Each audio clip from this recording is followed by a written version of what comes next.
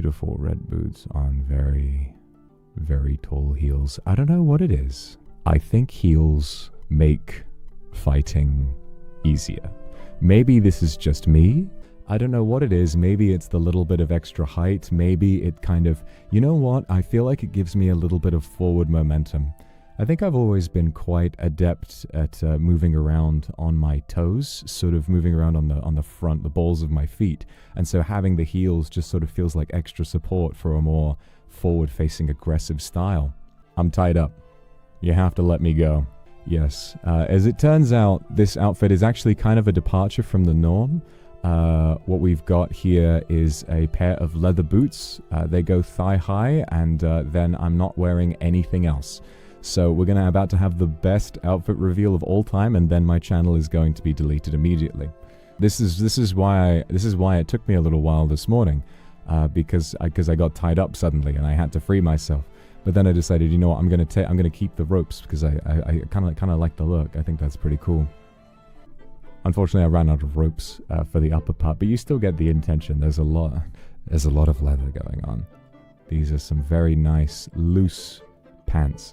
They give me a lot of flexible momentum, a lot of mobility, and what's even nicer is just how much padding and protection these offer me as well. You wouldn't think so, but what you're about to see is that actually this is where the reveal stops. I'm actually just a pair of big balls with two boots. That's who I am now.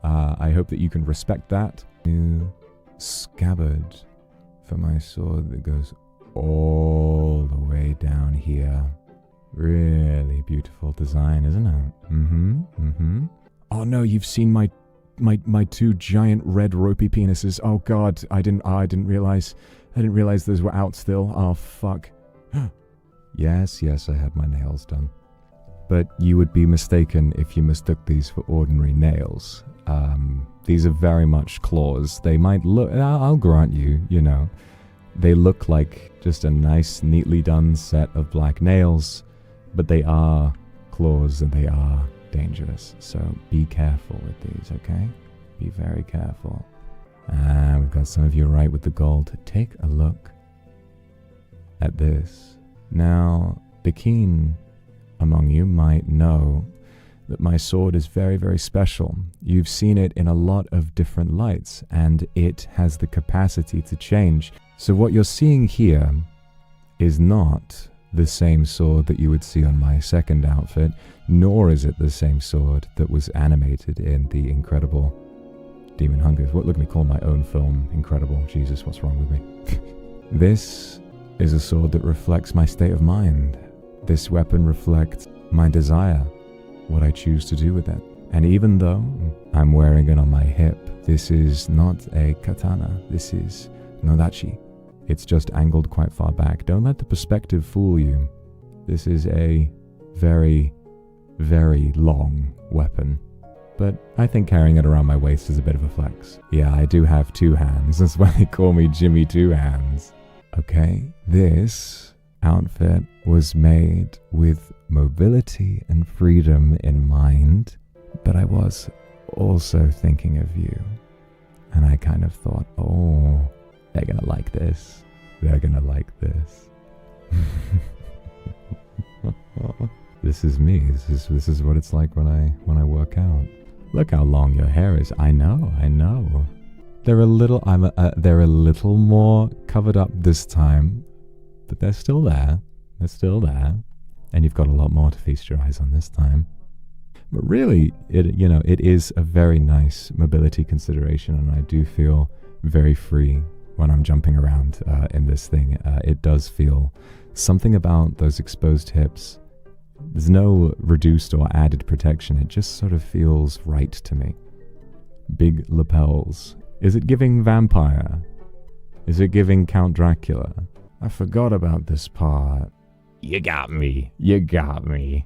Perhaps I'm wearing this collar because it suits the look, or perhaps I'm wearing this more because I feel bound to my purpose now and bound to you too.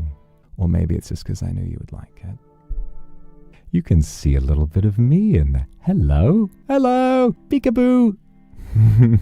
I can't wait to tell you all about this mask. It's very important. I wasn't sure about this transparent part to begin with, but you know, it's really growing on me. It does help not to speak into a big sheath of metal and rather to have something breathable. But also, there's a lot more about this mask that I'll tell you about in a moment. That's better. That's better. God, I feel so much more like myself now. And now I'm ready to carry a new burden. And to finish off, horns, new ones. So, in case you didn't know, the horns on a demon are some of the greatest indicators of their personality. Every time a demon transforms or consumes souls, the horns will either appear, grow out of the head, or they will get larger, or longer, or similar. However, what I have come to understand, or what I mostly already knew, but I didn't realize how impactful it really was, the ability to remain calm has an impact on the way that these grow. So, before, when I grew big, my horns were mismatched in size, they were full red, and they were jagged and stuck all over the place, whereas these are symmetrical. These do arc in some interesting ways. I'm not sure why they aren't fully straight, but I do love these. I do love them very, very much. You could even call it a tribute to my late brother. Ram horns. I think they're good. So I don't want anybody getting confused and saying that I somehow have an inconsistency or anything like this here. You just haven't been doing your reading. Demons have many different styles of horns throughout their lives, although if they manage to maintain a similar mental state throughout their transformations, then of course they will have similar horns every time. Me, I've had a very, very long life. I've been through a lot of different emotions throughout that life, and these horns reflect a new stage of my life. Let me get this thing off. That's better. It's a little more breathable now. That's good, that's good. Goodness me, it's better to have a nice naked face. It is good. It is a good outfit. I am a big, big fan of this. I'm a horizontal guy right now. It's giving Devil May Cry Dante whenever I say Slayer. Well, you're gonna give Devil May Cry Dante. Put the hat on and do the funny dance. Do it for me. It'll make me powerful. Oh, you want it? Oh, you want me to change the? No, blush. Why would I blush? No one has ever made me flustered before in my life. There we go. See? Just got to frizz myself up a little bit. It's a classic. You really can't go without it. It's nice to know that I can still serve even if I'm having a bit of a messy hair day. It does look good. Huh? My hair does look good, okay?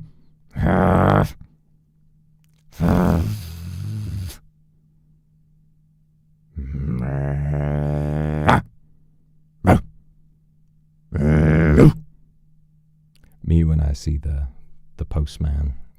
It's just been, a long day. Oh yes, I was going to tell you all about my mask. So, this mask is a brand new tool that I have. Now, when I was out and about over the past few centuries, demon slaying before, whether I was big or small, I would wear a mask. This helped me maintain an identity among human beings, and it helped me to avoid any association that the friends of my human persona might have had with the dangerous demons that I was hunting. I always took steps to hide my identity. This mask, though, is different. Everyone knows who I am now, and that's fine. This mask is not a disguise, it's a tool. If you listened closely to the third and final video, the one that had that cleverly hidden, if I do say so myself, outfit silhouette in the spectrogram, you heard me flying through the air, and then you heard me landing on this really bastard, pathetic little demon, lesser demon, bastard little fucking demon who was grunting and growling and trying his hardest to get away from me. Jesus Christ. I landed right on top of him, and he started scurrying away. So I'll tell you what I did. you might have heard a little pshum. Well, as a voice demon, my voice is very powerful.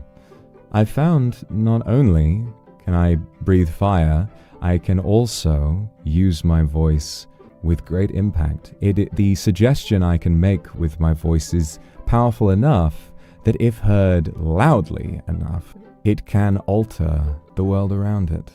Now, if I was speaking to you in a normal volume, this would have little to no effect. I think that if I lay in a corner and stared at a plank of wood for a day and said, you are actually made of paper, you're made of paper, you're made of paper, you're made of paper, you're made of paper, over and over and over again, it might, maybe, eventually start like flaking out a little bit, a tiny bit. It's really not very strong in that way, which is why I've only ever really used it to suggest things to people. I mean, it's not even powerful enough to be full-blown mind control. However, this mask has specially designed acoustics and you could even say speakers inside of it, although not really in the traditional sense. What they can do is that in response to activation, it is able to direct sound from my mouth straight ahead in a very narrow line. Sound is a fascinating thing, the way it travels in waves. Have you ever seen those?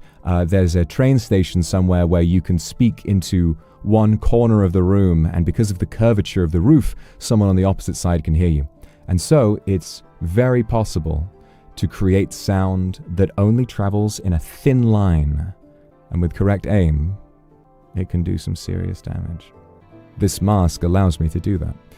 It allows me to say any word I like, make a sound, and have it be projected far in front of me at an incredible supersonic volume. At that range and at that speed and that volume, it is like a bullet.